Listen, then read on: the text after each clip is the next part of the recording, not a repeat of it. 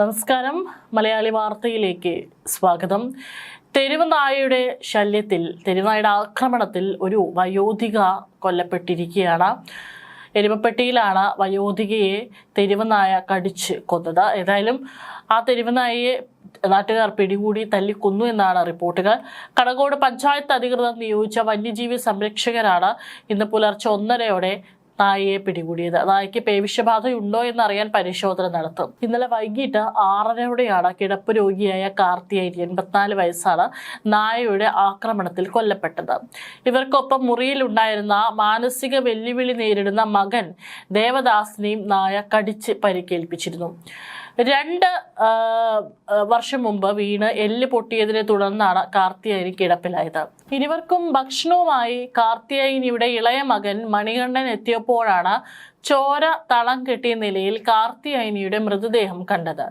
മുഖമടക്കം ശരീരമാസകലം വികൃതമാക്കപ്പെട്ട നിലയിലായിരുന്നു. ആശുപത്രിയിലേക്ക് കൊണ്ടുപോകാൻ ശ്രമിച്ചെങ്കിലും വയോധികയുടെ മരണം സംഭവിച്ചിരുന്നു.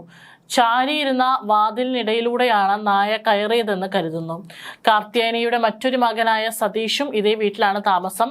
മൃതദേഹം തൃശൂർ മെഡിക്കൽ കോളേജ് മോർച്ചറിയിലേക്ക് മാറ്റി ഇന്ന് പോസ്റ്റ്മോർട്ടം നടത്തിയതിനു ശേഷം മൃതദേഹം ബന്ധുക്കൾക്ക് കൈമാറും. എരുമപ്പെട്ടിയിൽ കിടപ്പ് രോഗിയായ വയോധികയെ കടിച്ചു കൊന്ന നായയെ പിടികൂടിയിട്ടുണ്ട്. കടങ്ങോട് പഞ്ചായത്ത് അധികൃതരാണ് ഇന്ന് പുലർച്ചെ 2 മണിയോടെ നായയെ പിടികൂടിയത്. വന്യജീവി സംരക്ഷകർക്കൊപ്പം ആട്ടുകാരും ചേർന്നാണ് നായയെ പിടികൂടിയത്. നായയ്ക്ക് പേവിഷബാധയുണ്ടോ എന്ന് പരിശോധിക്കും. നായയെ കടിച്ച മറ്റു 3 പേർക്കും പ്രതിരോധ കുത്തിവയ്പ്പെടുത്തു. വയോധികയെ ആക്രമിച്ച നായ വളർത്തു നായകളെയും കടിച്ചിട്ടുണ്ട്. ഇത്തരത്തിൽ നായയുടെ കടിയേറ്റ മറ്റു നായ്ക്കളെയും നിരീക്ഷിച്ചു വരികയാണ്. തെരുവുനായയുടെ കടിയേറ്റ് മരിച്ച കാർത്തിയായനിയുടെ മൃതദേഹം കാണാൻ നാട്ടുകാരെത്തിയപ്പോൾ ആംബുലൻസ് ഡ്രൈവർ പറഞ്ഞു, മനക്കെട്ടിയില്ലാത്തവർ ഇവിടേക്ക് വരരുത്. മുഖത്ത് മാംസം അവശേഷിപ്പിക്കാത്ത രീതിയിലായിരുന്നു തെരുവുനായയുടെ ആക്രമണം. നരച്ച മുടി രക്തത്തിൽ കുതിർന്നിരുന്നു. മാറിടത്തിലും നായ ആക്രമിച്ചിരുന്നു. അത് കാണാനുള്ള മനക്കെട്ടി ഇല്ലാത്തതിനാൽ താൻ അവിടേക്ക് പോയില്ലെന്നാണ് കടങ്ങോട് പഞ്ചായത്ത് അംഗം PN വിഷയകുമാർ പറഞ്ഞിരിക്കുന്നത്. ഇദ്ദേഹത്തിന്റെ നേതൃത്വത്തിലാണ് മൃതദേഹം മെഡിക്കൽ കോളേജിൽ എത്തിച്ചതും പരിക്കേറ്റ ദേവദാസിനെ ആശുപത്രിയിലാക്കിയതും. സംഭവം നാട്ടിൽ പരന്നതോടെ എല്ലാവരും ഗേറ്റും വാതിലും പൂട്ടി വീടിനകത്തിരിപ്പാണ്.